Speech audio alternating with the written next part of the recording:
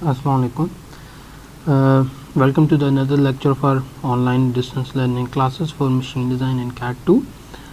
This is the last lecture of our online lecture series, and the topic that we are going to cover today is torsion springs. Torsion springs basically simply आपके पास एक helical coil है which is loaded in torsion instead of compression or tension. That is called a torsion spring. जिस तरह आपको ये figure नज़र आ रही है, ये सारे torsion springs हैं. ज़्यादातर इसकी एप्लीकेशंस आप कह लें माउस ट्रैप्स में आपको नज़र आएंगे, डोर हिंजेस में नज़र आएंगी. उसके बाद जो आपके पास पेपर पंच हो गया, स्टेपलर हो गया, उनमें आपको ये नज़र आएंगी. सो होता क्या है कि the ends of the coil are extended tangentially to provide lever arms on which to apply the moment load. Simply आपके यानी कि लिवर आर्म्स बेसिकली टेंजेंशियल एक वो वायर एंड पे आ रही होती है इन पे, जिनको हम बेसिकली यूज़ करते हैं और कह लें कि वहाँ फोर्स लगाते हैं जिसकी वजह से मूवमेंट जो है अप्लाई हो रहा होगा. Usually they are bound up like an extension spring, यानी कि वायर के साथ वायर होती है. बट कुछ केसेस ऐसे भी हैं जिनमें जो है इसको एज अ कंप्रेशन स्प्रिंग भी इसको वाइंड अप किया जाता है. सो दोनों हमारे पास केसेस अवेलेबल हैं टॉर्जन स्प्रिंग में. अगर हम बात कर लेते हैं अब थोड़े से इसके टेक्निकल नोमेनक्लेचर की. अप्लाइड मोमेंट हमारे पास क्या होता है, अब देखें आपके पास होगा क्या. आपको जिस तरह ये इमेज है, अगर आप इसको कंसिडर करें और आपके पास ये एक एंड है वायर का और ये दूसरा एंड है वायर का, ये है इसकी इनिशियल पोजीशन है. आपने क्या किया, आपने एक फोर्स एफ अप्लाई की जिसकी वजह से जो आपकी इनिशियल लेंथ है ये यहाँ से मूव करते हुए उसने थीटा ट्रेवल किया. थीटा जो है that is the angular deflection from free position, ठीक है. और ये जो अल्फ़ा फॉर्म हो रहा है, that alpha is the angle between ends. उसके बाद जो आपके पास फोर्स है वो आपने जो एंड पे फोर्स लगाई है एट अल्फ़ा, और आपके पास जो है लेंथ है जो कि मोमेंट आर्म है. So the applied moment on the coil put the wire in bending as a curve beam, ठीक है. बिल्कुल कर्व बीम का एक केस बन जाता है जब आप इस पर फोर्स अप्लाई करते हैं और इवेंचुअली मोमेंट इस पर जनरेट हो रहा होता है. रेजिडुअल स्ट्रेसेस लाजमी बात है हमारे पास मौजूद होती हैं from the coil winding. They are favourable against a closing moment. So इससे बेसिकली आप यूँ समझ लें कि जो हमारे पास ये जो रेजिडुअल स्ट्रेसेस हैं ये हमें हेल्प आउट करेंगी, या फिर कह लें कि they will sort of resist या फिर स्प्रिंग एक्शन को थोड़ा सा एक्सटेंड करेंगी. सो कह लें कि हमारे जो मटेरियल है उस पर कंटिन्यूस लोडिंग पे इतना लोड उस तरह नहीं पड़ेगा या इम्पैक्ट उस तरह नहीं पड़ेगा, ठीक है. इसीलिए कहा जाता है कि जो भी आपके पास ये टॉर्जन स्प्रिंग है इनको आपको रिवर्स नहीं करना चाहिए. मसलन लेट से अब ये क्लोजिंग इन हो रहा है, ठीक है, इस पर आप क्लोजिंग मोमेंट अप्लाई कर रहे हैं, इसको आप रिवर्स ना करें, ठीक है. और यानी कि इसको एक्सटेंशन वगैरह के लिए दूसरी पर्पसेस के लिए यूज़ ना करें आप. इसी के साथ साथ जो हमारे पास मोमेंट है वो आपके पास रिवर्स नहीं होना चाहिए सर्विस में. आप इसे फ्लक्चुएटिंग कर सकते हैं या फिर रिपीटेड हो सकता है, मगर फुली रिवर्स्ड किस्म की डायनामिक लोडिंग नहीं होनी चाहिए.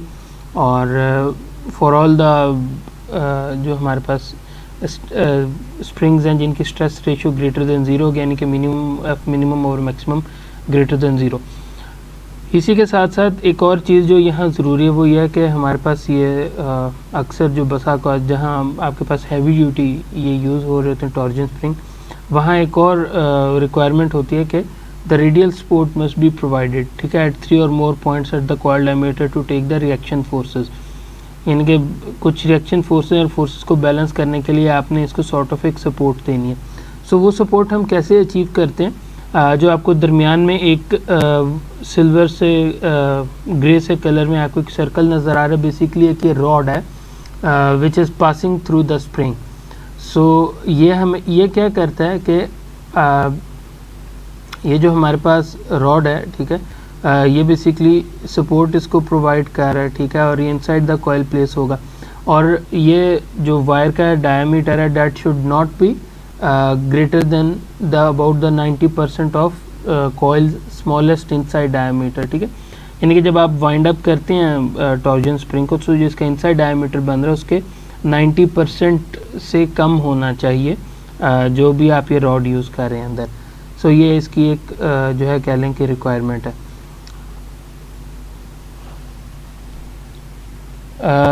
उसके अलावा ओके अच्छा, यहाँ जो है हमारे पास अगर इसकी जो है बात कर लें, बाकी जो पैरामीटर्स हैं वो बिल्कुल उसी तरह ही हैं। यहाँ भी आपके पास वायर डायमीटर हम डिफाइन करेंगे, आउटसाइड कॉइल डायमीटर होगा, नंबर ऑफ कॉइल्स होंगी, स्प्रिंग रेट होगा, द लोड जो है वो हमें कह लें कि एक एंगल अल्फ़ा पे डिफाइन करना पड़ेगा, ठीक है, between the tangent ends in the loaded position, ठीक है। और यानी कि जब लोडेड आपने कर दी उस टाइम जो एंगल है बेसिकली उस पर हम इसे शो कर रहे होंगे। उसके अलावा जो है लोड, चूँकि अभी हमने देखा है इनिशियली एक जो है बेंडिंग का केस हमारे पास बन रहा है, सो रेक्टेंगुलर वायर जो होगी that would be more efficient कह लें कि इन टर्म्स ऑफ स्टिफनेस पर वॉल्यूम, क्योंकि जो आई है वो आपके पास रेक्टेंगुलर क्रॉस सेक्शन का ज़्यादा होता है जो सेकंड मोमेंट ऑफ इनर्शिया होता है। और ज़्यादा मगर फिर भी इसके बावजूद जो हमारे पास ज़्यादातर हेलिकल टॉर्जन स्प्रिंग्स हैं तो वो हमारे पास राउंड वायर के साथ ही बनाए जाते हैं, क्योंकि इनकी कॉस्ट कम है और साइजेस और मटेरियल की वैरायटी इसमें ज़्यादा अवेलेबल है। ओके, सो नेक्स्ट हम इनकी टर्मिनोलॉजीज़ को डिस्कस कर लेते हैं। बिल्कुल इसी तरह जैसे हमने पहले डिस्कस किया, स्प्रिंग इंडेक्स होगा कैपिटल सी से डिनोट करेंगे, small D would be for the wire diameter, capital D for the mean diameter, के फॉर द स्प्रिंग जो आपके पास स्प्रिंग कांस्टेंट था, हमारे पास ये स्प्रिंग रेट था, उसे हम डिनोट करेंगे। उसके अलावा जो एक्टिव नंबर ऑफ़ कॉइल्स हैं वो एन ए ही होंगी, मगर यहाँ आपके पास जो नंबर ऑफ़ कॉइल्स हैं एन ए फाइंड आउट करने के लिए उसका थोड़ा सा प्रोसीजर डिफरेंट होगा। जो हमारे पास एक्टिव नंबर ऑफ़ कॉइल्स होंगी वो बेसिकली दो हमारे पास पार्ट्स हैं उनका, वो खाली मिक्सचर होगा। First one N B which is the number of body turns, और उसके बाद एन ई है यानी कि जो हमारे पास कंट्रीब्यूशन है फ्रॉम द एंड्स, यानी कि कह लें कि उसको हम कन्वर्ट करेंगे equivalent number of coils N E से। सो सबसे पहले एन बी तो बिल्कुल क्लियर है, ठीक है। अगर हमने एन ई फाइंड आउट करना है सो, और आपके पास जो टॉर्जन है जो हमारे पास अगर टॉर्जन स्प्रिंग और उसके एंड स्ट्रेट हैं उनके लिए जो एन ई या फिर जो आपने कंट्रीब्यूशन फ्रॉम द एंड्स कह लें या फिर आप equivalent number of coils N E कह लें, ठीक है। सो एन ई जो है that would be equal to L1 plus L2 divide by 3/d। L1 और L2 जो हैं they are the respective length of the tangent ends of the coil. अगर आप यहाँ देखें जो हमने ये पहले ही एक स्लाइड यहाँ कवर किया, आप ये देख रहे हैं कि ये आपके पास ये जो मोमेंट आर्म बेसिकली बन रहा है। सो ये बेसिकली लेंथ्स हमने जो है ये फाइंड आउट करनी है कि ये जो टेंजेंट एंड्स हैं इनकी कितनी लेंथ्स हैं। सो उसके मुताबिक आप फिर इक्विवेलेंट नंबर ऑफ़ कह लें हम equivalent number of coils find out करेंगे, और जब आपके पास वो आ जाएगा total number of active coils हम फाइंड आउट कर सकते हैं। ओके, उसके बाद नेक्स्ट हमारे पास है डिफ्लेक्शन को हमने कवर करना है। अभी हम पहले ही डिस्कस करते हुए आए हैं कि आपने ये फिल वक्त इसको ऐसे कंसिडर करें कि हमारे पास ये एक बीम है जो कि एक बेंडिंग का केस है, कर्व्ड बीम है जिसमें बेंडिंग का केस है। सो अगर तो आपने इसकी डिफ्लेक्शन फाइंड आउट करनी है सो उसके लिए हमारे पास ये रिलेशन मौजूद है, theta revolution is equal to 1/2 pi theta radian. Basically होता क्या है कि आपके पास डिफ्लेक्शन नॉर्मली हम इसे रेडियंस में भी जो है एक्सप्रेस करते हैं, बट यहाँ हम इसको रेवोल्यूशन में कन्वर्ट कर रहे होंगे। और सिंपल अगर आपने जो है इसको फाइंड आउट करने in terms of revolution so 1/2 पाई आ जाएगा यहाँ। उसके बाद m जो है आपके पास अप्लाइड मोमेंट है, Lw जो है that is the complete wire length, I जो है आपके पास वो सेकंड मोमेंट ऑफ इनर्शिया है of the wire cross section about neutral axis, E जो है यहाँ यंग मॉडुलस है। सो इसको आप सॉल्व करेंगे, ठीक है, for torsion spring of round wire. So हमारे पास इवेंचुअली कुछ इस किस्म का ये रिलेशन बनेगा और एक फैक्टर 10.2 आ रहा होगा, मगर इस फैक्टर को 10.2 को हम 10.8 तक इंक्रीज़ कर देते हैं ताकि जो फ्रिक्शन होगी इन बिटवीन कॉइल्स उनको हम कंसिडर कर सकें। सो ये डिफ्लेक्शन हो गया। उसके बाद स्प्रिंग रेट है, स्प्रिंग रेट अगर हमने फाइंड आउट करना है सो सिंपल डिफ्लेक्शन फार्मूला को हम यूटिलाइज़ करेंगे, इसी फार्मूला को यूज़ किया गया है और इवेंचुअली हमने यहाँ से के फाइंड आउट किया है। और ओके, उसके बाद हम कॉइल को डिस्कस कर लेते हैं। जब भी आप लेट से एक टॉर्जन स्प्रिंग आपके पास लोडिंग के केस में, यानी कि whenever the torsion spring is loaded, the coil diameter will decrease and the length will increase as the coil is wound up. होता क्या है कि जब आप लोड अप्लाई करते हैं तो बेसिकली जो आपके पास कॉइल डायमीटर वाला सेक्शन है वो एक तरह से श्रिंक अप होगा और आपकी एक तरह से सॉर्ट ऑफ एक लेंथ में इंक्रीज आपको देखने को मिलेगा जो कि टेंजेंशियल उसमें होगी। सो ये बेसिकली बिल्कुल वही फिनोमेना है जिस तरह आप जो है कि एक तरह से आप एक वाउंड अप एक कर रहे हैं। वाइंडिंग क्या होती है स्प्रिंग की? Either it will be left wind spring और द राइट वाइंड स्प्रिंग, जो कि आपको यहाँ से बेहतर ये समझ आ जाएगा, ठीक है, कि अगर जो है end of the spring point towards the clockwise direction, इसका मतलब लेफ्ट वाइंड स्प्रिंग है, अगर वो काउंटर क्लॉकवाइज है तो राइट वाइंड स्प्रिंग है। सो ये बेसिकली कॉन्सेप्ट है वाउंड अप स्प्रिंग का, जो कि बेसिकली यूज़ किया जाता है। जो आपके पास हिंज डोर्स वगैरह होते हैं उनके एडजस्टमेंट वगैरह भी इसके साथ ही की जाती है, ठीक है। इसी तरह बाकी जो आपके पास डिफरेंट एप्लीकेशन में जो स्प्रिंग होता है और उसको आप टाइटन अप करते हैं तो बेसिकली आपसे वाउंड अप कर रहे होते हैं स्प्रिंग को। और अब होगा क्या कि जब आपने लोड अप्लाई कर दिया तो एक तरह से कॉइल डायमीटर जो इनसाइड डायमीटर वो सॉर्ट ऑफ श्रिंक हुआ है। सो वो जो श्रिंक हुआ है that would be the D I minimum, और उसको अगर आपने फाइंड आउट करना है द फुल डिफ्लेक्शन, यानी कि जो मैक्सिमम डिफ्लेक्शन है आपके पास, वो आपके पास इस फार्मूला से आएगा। उसके बाद जो कैपिटल डी है that is the unloaded mean coil diameter, जहाँ कोई लोड नहीं लग रहा। अच्छा, और इसके अलावा कोई भी आप लेट से आप कोई पिन वगैरह इसके साथ जो यूज़ कर रहे हैं कॉइल के साथ, ठीक है, यानी कि ये कॉइल डायमीटर है और आपने कोई पिन वगैरह कोई साथ आपने कोई मैकेनिज्म है और उसमें पिन वगैरह उसके साथ इसके अटैच हो रही है। सो जो कि यानी कि बेसिकली इसके इनसाइड लेट से आप पास ऑन कर रहे हैं sort of, so that should be limited to about 90% of its minimum inside diameter, ठीक है, यानी कि जो मिनिमम इनसाइड डायमीटर है इसके 90% के आसपास वो होनी चाहिए, उससे ज़्यादा उसको एक्सीड नहीं करना।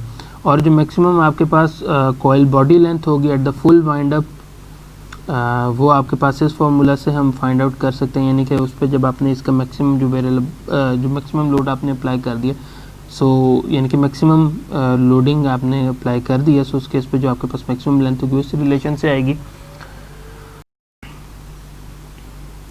सो नेक्स्ट हम स्ट्रेसेस को डिस्कस कर लेते हैं। हमने पहले बात की कि ये बेंडिंग का केस है और अगर हम let say beam consider as a beam हम इसे केस को लेते हैं, अगर तो लेट से आपके पास ये बिल्कुल सिंपल जो है आपके पास स्ट्रेट बीम होती तो हमें स्ट्रेस कंसंट्रेशन फैक्टर उस तरह जो है इंट्रोड्यूस नहीं कराने पड़ने थे, but since this is the case for curved beam, और कर्व्ड बीम जो है उसमें आपके पास स्ट्रेस कंसंट्रेशन फैक्टर इंड्यूस होता है। सो जिसकी वजह से आप यहाँ देख रहे हैं कि यहाँ स्ट्रेस कंसंट्रेशन फैक्टर्स जो हैं मेंशन्ड हैं for the inside and the outside. अगर डायनामिक लोडिंग है सो वॉल फैक्टर इंट्रोड्यूस होगा। वॉल फैक्टर को हमने KW से डिनोट किया है, बाकी दो जो हमारे पास स्प्रिंग्स थे यहाँ जो है उसको हम KBI और KB0 से डिनोट करेंगे। KBI जो है that is the stress concentration factor for the inside of the coil, इसी तरह KB0 जो है वो stress concentration factor for the outside of the coil. बिल्कुल उसी को यूटिलाइज किया हमने सिग्मा MX और सिग्मा नॉट मैक्स हम आगे फाइंड आउट करेंगे। सिग्मा MX जो है वो मैक्सिमम कंप्रेसिव बेंडिंग स्ट्रेस है at the insert coil diameter of a round wire helical torsion spring, और यानी कि ये उस केस में है जब आप लोडिंग अप्लाई करें टू क्लोज इट्स एंड्स, जो कि हमने पहले बात की थी कि एक तरह से आप वो क्लोजिंग मोमेंट इसके ऊपर अप्लाई करेंगे, उस केस के लिए फार्मूला वैलिड है। और इसी तरह जो है यानी कि इसी को कहने के बेस बनाते हुए अगर हमने आउटसाइड डायमीटर आउटसाइड हमने फाइंड आउट करना है, आउटसाइड में मिनिमम मैक्सिमम है, मीन है, अल्टरनेटिव है, वो बेसिकली यहाँ से फाइंड आउट। अभी हम इस पे भी आते हैं कि क्या वजह है कि आपको यहाँ जो इनर है वहाँ सिर्फ हम मैक्सिमम एक की बात कर रहे हैं और आपके पास जो बाकी हैं उनको हम ये बाकी चार क्यों बात कर रहे हैं। ओके, आपके पास होता क्या है कि अगर तो लेट से हमारे पास स्टैटिक लोडिंग का केस है तो जो स्ट्रेसेस एट इनसाइड कॉइल होंगी that are of more concern in tensile loading. तो इसका मतलब अगर स्टैटिक लोडिंग का कभी केस आ जाए तो आप बेसिकली ये आपके पास डिफाइनिंग पैरामीटर होगा, आप simply sigma max find out करेंगे। अगर आपके पास डायनामिक लोडिंग का केस है तो फिर जो है हमारे पास जो आउटसाइड डायमीटर्स हैं वो they would be of concern. So उस केस में हमारे पास जो है मीन कंपोनेंट भी चाहिए होगा और डायनामिक लोडिंग में अल्टरनेटिंग कंपोनेंट भी चाहिए होगा, मिनिमम मैक्सिमम भी चाहिए होगा, तो इस वजह से आउटसाइड के लिए तमाम 4 रिलेशंस हैं, जबकि आपके पास यहाँ जो आई मैक्सिमम उसके लिए यहाँ सिर्फ एक डिस्कस हो रहा है। So that is the reason why जो है कह लें कि फार्मूलाज में डिफरेंस या फिर नंबर फार्मूलाज जो हैं दोनों केसेस में डिफरेंट है आपके पास। ओके और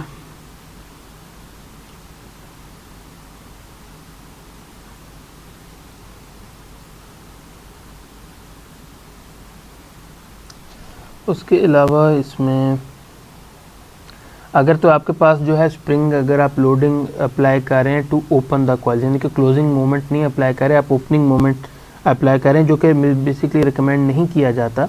सो उस केस में आपके पास क्या होगा कि यहाँ अभी फिल वक्त क्या हो रहा है कि जो रेजिडियल स्ट्रेसेस जनरेट हुई हैं ड्यू टू वाइंड अप, वो बेसिकली आपको हेल्प आउट कर रही हैं, ठीक है। सो वहाँ आपको क्या करना पड़ेगा, आपको रेजिडियल स्ट्रेसेस को एक तरह से रिलीव भी करना पड़ेगा, उनको भी केटर करना पड़ेगा, ठीक है, ताकि जो है वो जो रेजिडुअल स्ट्रेसेस वो जो आपके पास जनरेट हुई हुई थी उनको भी किसी तरह आपने साइडलाइन करना है। और फिर उस केस में क्या होगा कि जो इनसाइड कॉइल डायमीटर होगा वो हमारे पास यूज़ हो रहा होगा, और ये तमाम जो फैक्टर जो कि अभी हमने आउटसाइड डायमीटर के लिए लिखे हैं, उसी तरह वो चारों फैक्टर आपके पास इनसाइड डायमीटर के लिए लिखे जाएंगे, और फिर हम उनको यूटिलाइज कर रहे होंगे in order to find the stresses and eventually the fatigue safety factor calculation. So ये basically difference है दोनों cases में।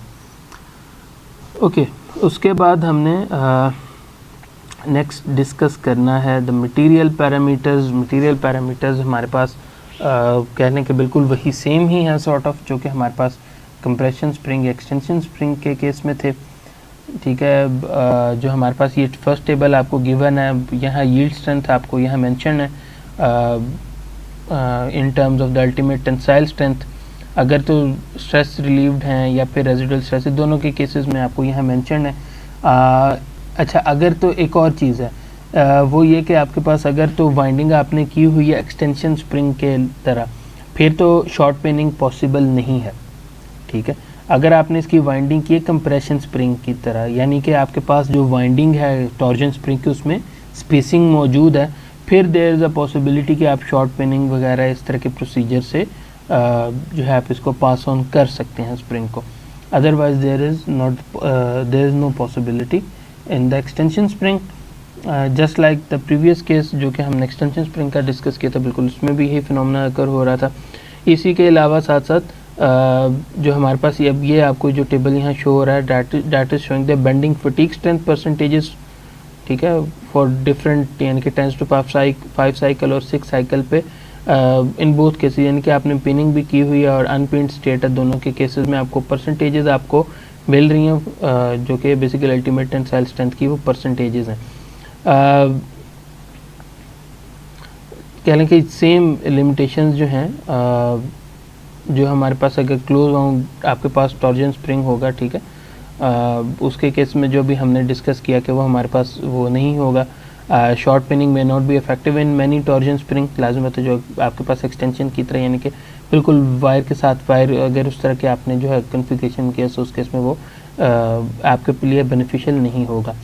इसी तरह चूँकि हमारे पास अब कह लें कि एक डायनामिक लोडिंग का केस है, डायनामिक लोडिंग में या फिर फटीग लोडिंग में आपके पास एंड्योरेंस लिमिट एक बहुत इंपॉर्टेंट फैक्टर है।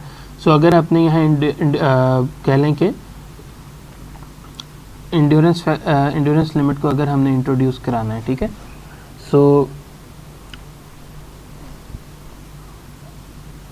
कह लें कि जो आपके पास normal torsional endurance limit data है, ठीक है, यानी कि endurance limit for the wire है, उसको हम बेंडिंग के केस में हम एक तरह से इंपोर्ट करा लेते हैं यूजिंग दिस रिलेशन, ठीक है, जो हमने 0.577 से इसे डिवाइड किया, जो कि वॉन माइसेस रिलेशनशिप है, वहाँ से वॉन माइसेस थ्योरी वहाँ से हमने ये इंपोर्ट किया और इसको यूटिलाइज़ किया।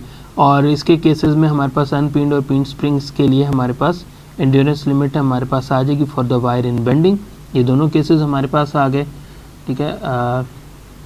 थोड़ा सा दोबारा रिकॉल करा देता हूँ क्योंकि हमने शुरू में ये हम लेके चले थे कि जी जो हमारे पास टॉर्जन स्प्रिंग है वहाँ वो बेंडिंग का केस अप्लाई हो रहा होगा, यानी कि एक कर्व बीम है, जब आप फोर्सेस के ऊपर अप्लाई करेंगे तो बेसिकली बेंडिंग का केस के तौर पे एक्ट करेगी। इस वजह से आपने यहाँ देखा होगा कि जो endurance limit for the wire थी, जो कि हमने पहले ये यूटिलाइज यानी कि लास्ट जो हमारे पास न्यूमेरिकल से उनमें हमने एज इट इज़ यूज़ किया था, इसको हमने इन केस ऑफ बेंडिंग में कन्वर्ट किया और इसको जब और इसी को ही इवेंचुअली हमने फिर अनपिन्ड और पिन्ड स्प्रिंग्स के लिए वैल्यूज़ फाइंड आउट की हैं। उसके बाद आ जाते हैं फैक्टर ऑफ सेफ्टी पे।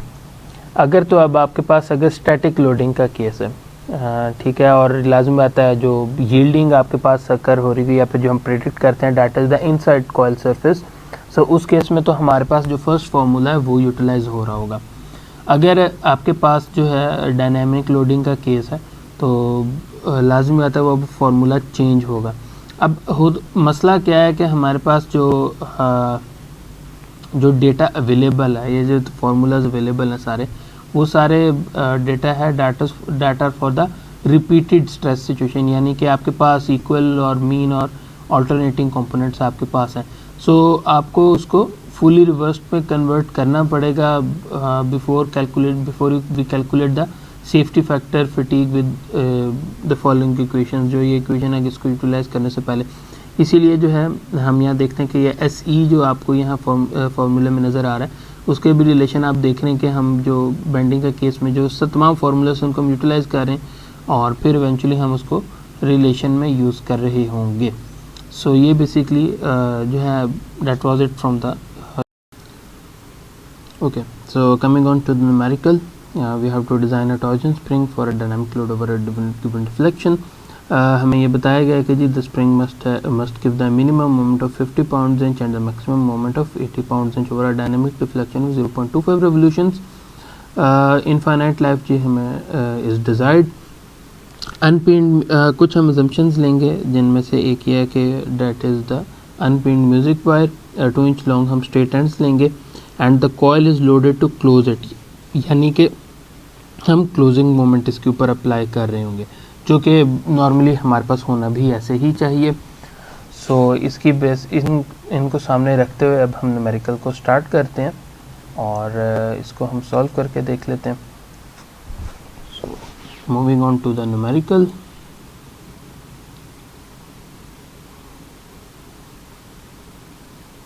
Okay, so there we are. Okay, सबसे पहले जी यहाँ भी हम कुछ assumptions लेंगे और assumptions हम लेंगे स्प्रिंग इंडेक्स के हवाले से और कॉइल डायमीटर के हवाले से। हम ये कह देते हैं कि जी हमारे पास जो स्मॉल d है या फिर जो वायर डायमीटर है डैट इज़ 0.192 इंच और जो हमारे पास C है that is spring index that is equal to 9। सो हम यहाँ से इसको अब स्टार्ट करते हैं। सबसे पहले मीन कॉइल डायमीटर हमने फाइंड आउट करना है। So mean coil diameter simply हमारे पास होगा capital D equals 0.192 multiply by 9, जो कि हमारे पास आएगा 1.73 इंच। इसके बाद चूंकि हमें ये मोमेंट दिया गया और आपको याद होगा जब हमने इनिशियल भी सारा कुछ डिस्कस किया तो क्लोजिंग मोमेंट और इसके हवाले से किया। सो हम यहाँ क्या करेंगे, जो मोमेंट हमें गिवन है हम उसका मैक्सिमम और मीन और अल्टरनेटिंग मोमेंट्स फाइंड आउट करेंगे।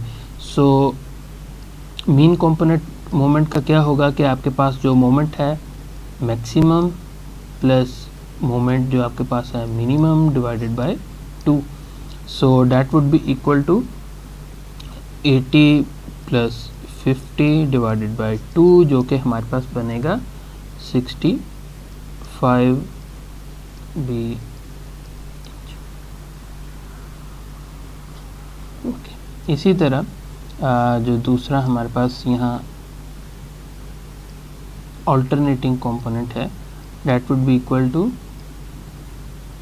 Maximum minus minimum divided by 2, या फिर ये हमारे पास बनेगा 80 माइनस 50 डिवाइडेड बाय 2, या फिर ये हमारे पास बनेगा 15 LB इंच। सो ये दो हमने पैरामीटर्स इनिशियल फाइंड आउट कर लिए हैं। उसके बाद हमने लाजम आता है क्योंकि ये कर्व बीम का केस है तो स्ट्रेस कंसंट्रेशन फैक्टर्स हमने फाइंड आउट करने हैं और हम दोनों केसेस इसमें लेके चलेंगे। हम इनसाइड भी लेके चलेंगे और आउटसाइड भी लेके चलेंगे। सो सबसे पहले जो है हमने यहाँ से इनसाइड हमने stress concentration factor find out कर लेना है. So that would be equal to 4 into C square यानी कि 9 का square minus 9 minus 1 divided by 4 into 9 into 9 minus 1.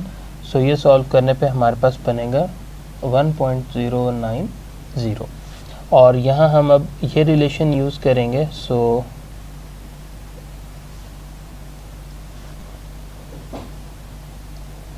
Sigma I maximum that would be equal to K B I जो कि हमारे पास है 1.090 into 32 multiply by maximum moment जो कि हमारे पास 65 है divided by pi multiply by D cube यानी कि 0.192 और इसका क्यूब. ये सॉल्व करने पे हमारे पास बनेगा 523 psi. सो ये हमारे पास जो है ये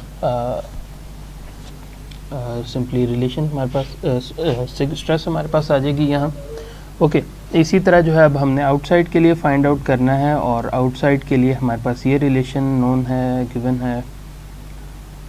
ओके, सो यहाँ सिंपली हमने अगर के बी नॉट फाइंड आउट करना है so that would be equal to 4c square या फिर 9 square plus 9 minus 1 divide by 4 into 9 और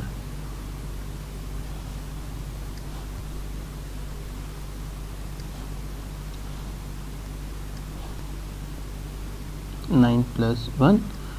सो ये वैल्यू हमारे पास बनेगी अराउंड 0.922.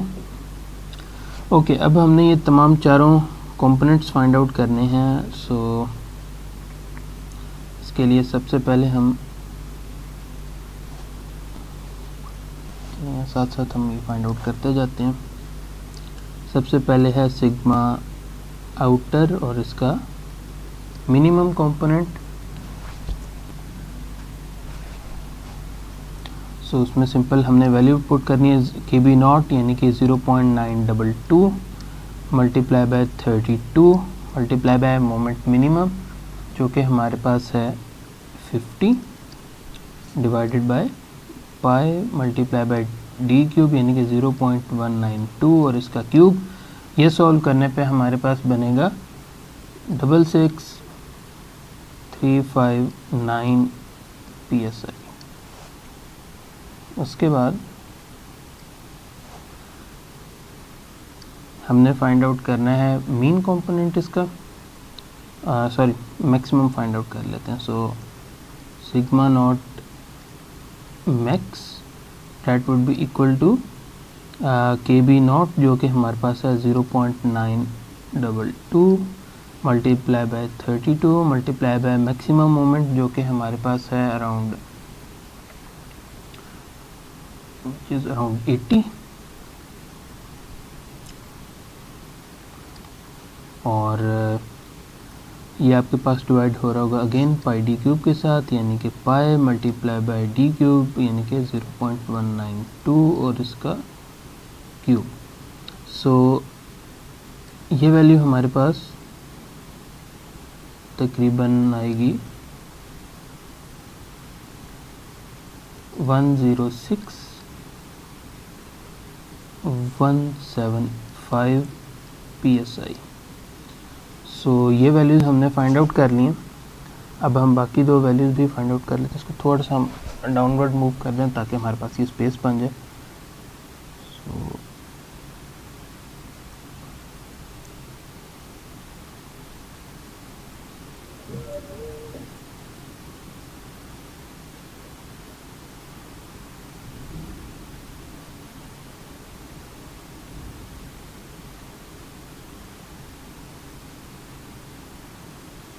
सो ओके, अच्छा अब हमने मीन कंपोनेंट फाइंड आउट करना है.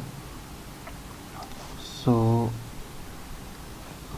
उसके लिए हम यहाँ लिख सकते हैं कि सिग्मा नॉट और आउटर के लिए यानी कि mean that would be equal to sigma max plus sigma minimum divided by 2। Maximum हमारे पास 106,175 है, मिनिमम हमारे पास 163,959 है। सो सिंपली जब आप इन दोनों को एडअप करेंगे डिवाइडेड बाय 2 करेंगे, ये आपके पास वैल्यू बनेगी 86,267 psi। और इसी तरह जब हमने यहाँ ऑल्टरनेटिंग हमने फाइंड आउट करना है, सो ये वैल्यू हमारे पास बनेगी मैक्सिमम माइनस मिनिमम यानी कि 106,175 डिवाइडेड बाय 66,359। सो ये हमारे पास वैल्यू बनेगी 19,908 psi। अब हमने क्या करना है, ये चूँकि हमने फाइंड आउट कर लिया, अब हम लाजम आता है हम अल्टीमेट टेंसाइल स्ट्रेंथ वगैरह वाले फैक्टर भी हम इंड्यूस कराएंगे और तभी हम factor of safety find out कर सकेंगे। सो उसके लिए क्योंकि ये फार्मूला तमाम के लिए कांस्टेंट है, आपके पास म्यूज़िक वायर 8228 थी, उसके लिए कोफिशिएंट ए की वैल्यू ये है, कोफिशिएंट बी की वैल्यू ये है। सो जब हमने SUT अल्टीमेट टेंसाइल स्ट्रेंथ हमने फाइंड आउट करना है, that would be 184,649 multiply by D which is 0.192 divided by raise to power B यानी कि -0.1625। सो ये हमारे पास सॉल्व करने पे अल्टीमेट टेंसाइल स्ट्रेंथ बनेगी 241,441 psi। ये तो हो गई एक चीज़। और अब हमने जो है अगर यील्ड स्ट्रेंथ फाइंड आउट करनी है, यील्ड स्ट्रेंथ फाइंड आउट करने के लिए देखें हमारे पास कोल्ड राउंड वायर है, ठीक है, और हमने बात की थी कि जो हमारे पास जब आप कंप्रेसिव लोड लगा रहे हैं तो उसमें स्ट्रेस रिलीव नहीं होती बल्कि आपके पास रेजिडुअल स्ट्रेसेस होती हैं। सो इस केस में आप देख रहे हैं कि आपके पास ये रेजिडुअल स्ट्रेसेस जो हैं डैट इज़ 100%। इसका मतलब है कि आपके पास जो यील्ड स्ट्रेंथ है, बेंडिंग यील्ड स्ट्रेंथ है, that would be taken as that would be equal to SUT, that would be eventually equal to 241,441 psi। यानी कि जो रेजिडुअल स्ट्रेसेस इसके अंदर मौजूद हैं वो इस कदर इसको स्ट्रेंथ प्रोवाइड कर रही हैं कि जो अल्टीमेट टेंसाइल स्ट्रेंथ है डैट और वही जो आपके पास जो बेंडिंग यील्ड स्ट्रेंथ हमारे पास है वो बोथ हमारे पास इक्वल है फॉर स्टैटिक एप्लीकेशंस। सो ये तो हो गई एक चीज़। अब लाजमी बात है, अब ये अगर हमने स्टैटिक का केस डिस्कस कर लिया, अब हमने बेंडिंग का केस जो फुली रिवर्स जो हमारे पास बेंडिंग है उसका केस भी हमने डिस्कस करना है। सो यहाँ अब क्या होगा, सबसे पहले जी हमने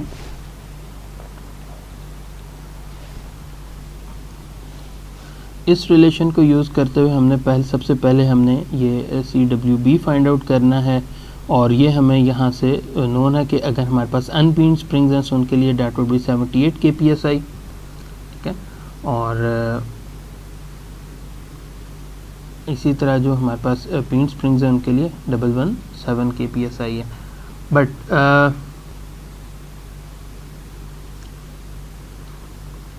ओके, सो हम यहाँ से ये जो अब आपके पास हमारे पास वैल्यू 78 kPSI की हम इसको यूज़ कर रहे होंगे, ठीक है, और हम इस रिलेशन में यूज़ कर देते हैं। तो हमारे पास जो एंड्योरेंस लिमिट है that would be equal to 0.5 और यहाँ हमारे पास EWB जो कि हमने अभी फाइंड आउट की है 78,000 psi into multiply by ultimate tensile strength जो कि अभी हमने यहाँ ऊपर फाइंड आउट की 241,441 divide by ultimate tensile strength again यानी कि 241,441 माइनस 0.5 मल्टीप्लाई बाय SEWB यानी कि 78,000। सो ये वैल्यू हमारे पास सॉल्व करने पे आएगी 46,506 psi। ओके, सो अब हम नेक्स्ट स्टेप की तरफ चलते हैं। हमने factor of safety find out करना है for the coil in bending. सबसे पहले हम हालांकि फटीग के केस में या फिर जो हमारे पास डायनामिक लोडिंग है उसके केस में फाइंड आउट कर लेते हैं। सो SE हमने फाइंड आउट किया जो कि हमारे पास यहाँ है 46506। अल्टीमेट टेंसाइल स्ट्रेंथ जो कि हमें नोन है 241441 माइनस सिग्मा आउटर मिनिमम जो कि हमारे पास है 66359 डिवाइडेड बाय SE जो कि again 46506 into sigma outer minimum mean जो कि हमारे पास है 86267 माइनस सिग्मा आउटर मिनिमम जो कि हमारे पास है 66359 plus ultimate multiply by ultimate हमारे पास है 241441 multiply by alternating which is 19908। सो इस सारे को सॉल्व करने के बाद आपके पास फैक्टर ऑफ सेफ्टी आएगा 1.4 विच इज़ एक्सेप्टेबल। सेम अगर हम जो है स्टैटिक लोडिंग के केस में बात कर लेते हैं, जो हमारे पास यील्ड है that is 241,441 divided by sigma maximum जो कि हमारे पास था इनर डायमीटर पे 125,523। ये हमारे पास सॉल्व करने पे बनेगा 1.9, यानी कि ये दोनों हमारे पास एक्सेप्टेबल रेंज में। अब अगर एक्सेप्टेबल रेंज में है तो हम नेक्स्ट स्टेप की तरफ चल सकते हैं और इसके हम बाकी पैरामीटर्स फाइंड आउट कर सकते हैं। सबसे पहले हमने स्प्रिंग रेट फाइंड आउट करना है। स्प्रिंग रेट सिंपली आपके पास M हमारे पास नोन है, ठीक है, चूँकि हमारे पास रेंज की 1 है सो उसको हम यूटिलाइज़ करेंगे। So it implies K K would be equal to 80 minus 50 divide by the theta revolution जो कि हमारे पास है 0.25। सो ये हमारे पास बनेगा K would be equal to 120 LB inch per revolution.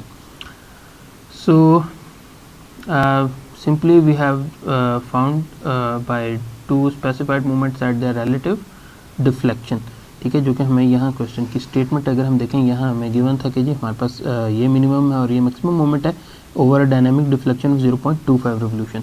So ये जब हमें ये डेटा सारा गिवन था सो इसको हमने यूटिलाइज़ किया है यहाँ, और जब ये हमने फाइंड आउट कर लिया अब हम active number of coils find out कर सकते हैं इस रिलेशन से।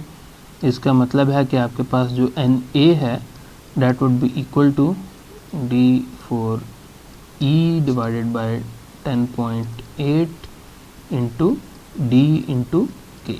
सो D4 यानी कि 0.192 raise to the power 4 multiply by E जो कि हमारे पास ESTM 8228 के लिए है 30 into 10 raise to power 6 PSI divided by 10 raise to power 8 multiply by 10 not 10 raise to power 8 10.8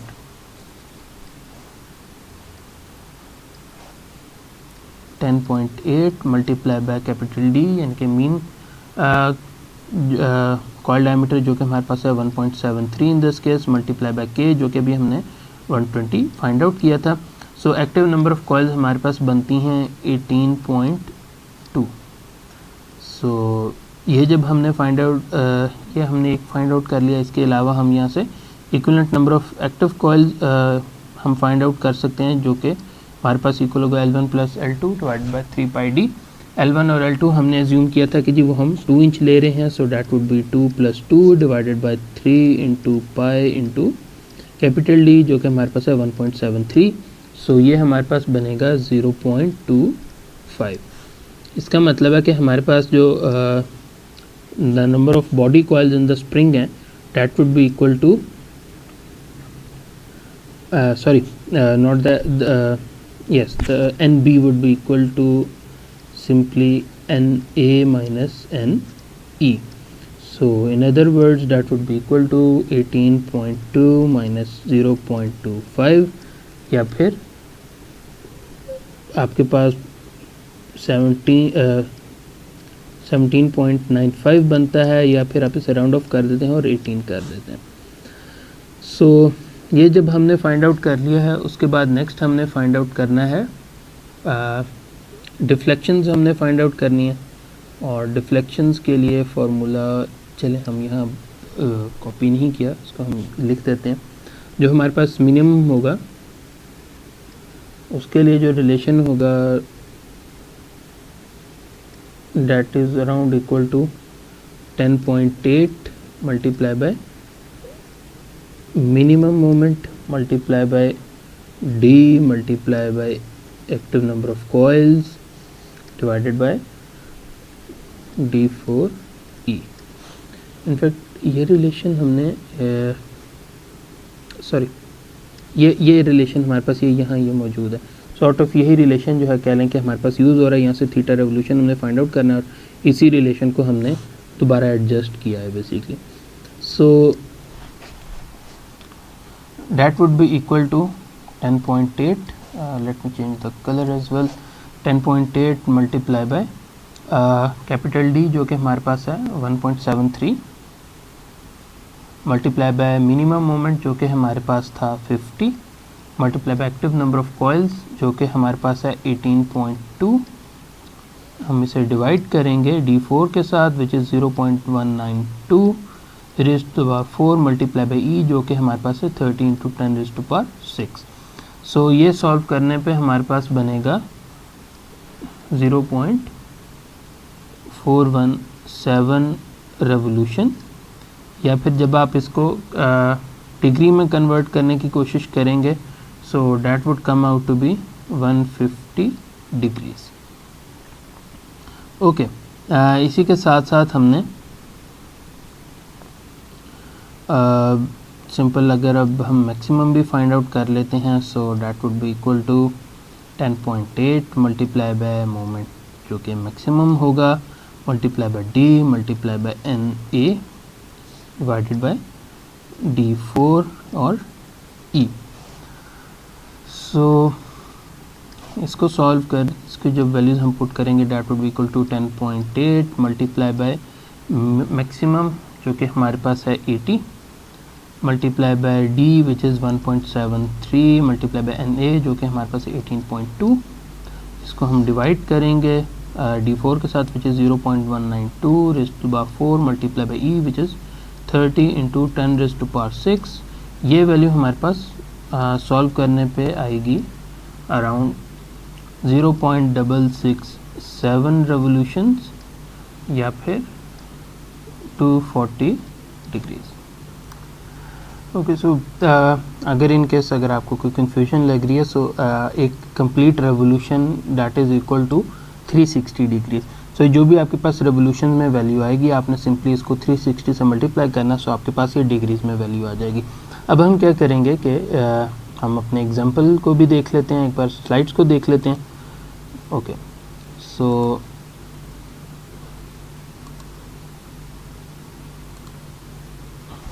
ये हमारे पास डेटा गिवन था जी। हमने सबसे पहले ट्रायल वायर डायमीटर एज्यूम किया 0.192, स्प्रिंग इंडेक्स एज्यूम किया, mean coil diameter find out किया। चूँकि हम यहाँ मोमेंट्स वगैरह को लेकर मोमेंट लोड्स को लेके चल रहे हैं सो उसकी वजह से हमने मीन और अल्टरनेटिंग कंपोनेंट हमने मोमेंट्स के फाइंड आउट किए। उसके बाद चूँकि हमने बात की थी ये कर्व्ड बीम है सो इसमें स्ट्रेस कंसंट्रेशन आ रही होगी, सो वॉल बेंडिंग फैक्टर हमने यहाँ यूटिलाइज़ किए। हमने इनर के लिए भी फाइंड आउट के लिए किया, आउटर सरफेस के लिए भी फाइंड आउट किया, और इनर सरफेस को यूज़ करते हुए हमने स्ट्रेस फाइंड आउट किया एट इनर, और इसी तरह हमने आउटर के केसेस में वो चारों पैरामीटर्स फाइंड आउट किए। चूँकि हम बात कर रहे थे चूँकि क्लोजिंग मोमेंट के तौर पे एक्ट कर रहा है सो इनर जो हमारे पास अगर स्टैटिक लोडिंग होगी तो सिर्फ इनर के केस में जो स्ट्रेस है वो हमारा कंसर्न होगी।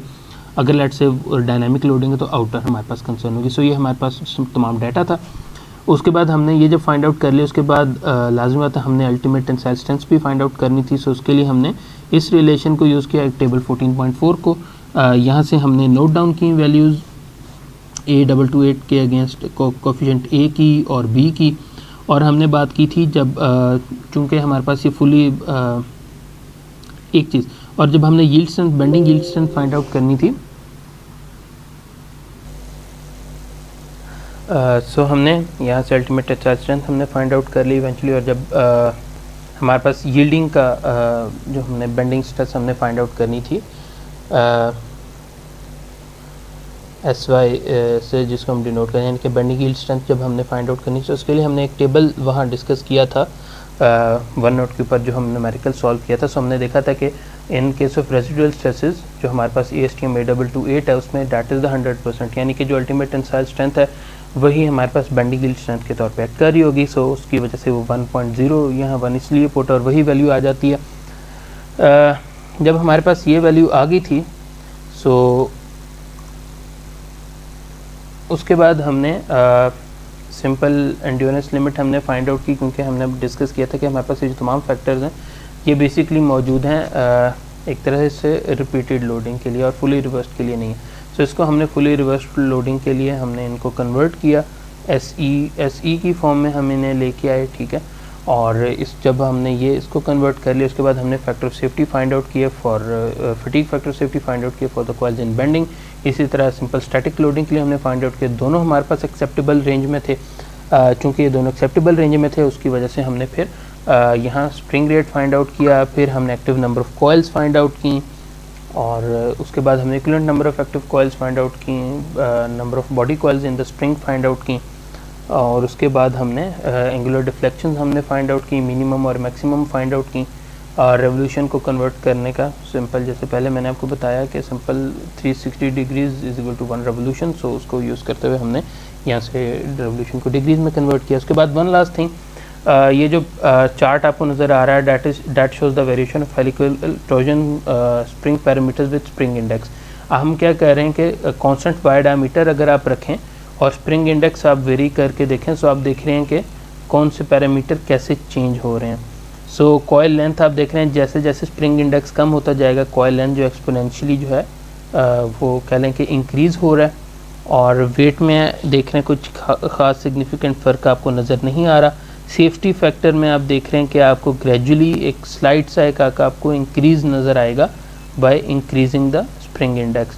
और इसी तरह जो आप अगर यील्डिंग के केस में देखें सो वो भी आपको एक सॉर्ट ऑफ एक स्ट्रेट लाइन आपको नज़र आ रही, कुछ इस तरह से पैरामीटर चेंज होते हुए नज़र नहीं आ रहे। सो ये तमाम पैरामीटर्स है, और यहाँ हमारा जो कोर्स है वो ख़त्म होता है। सिर्फ दो चीज़ें रह गई जी, एक जो है लाजमी आता है जो नेक्स्ट वीक हमारे पास ड्यू होगी, ठीक है, और एक हमारे पास कॉम्प्लेक्स इंजीनियरिंग प्रॉब्लम है जो कि आप लोगों का ड्यू होगा, और एक हमारे पास एक presentation slash research study sort of thing जो कि हमने एक टॉपिक को हमने कवर अप करना है। सो ये दो चीज़ें हमारे पास कहने के रह जाती हैं, उसके अलावा हमारा कोर्स जो है ये ख़त्म हो जाता है।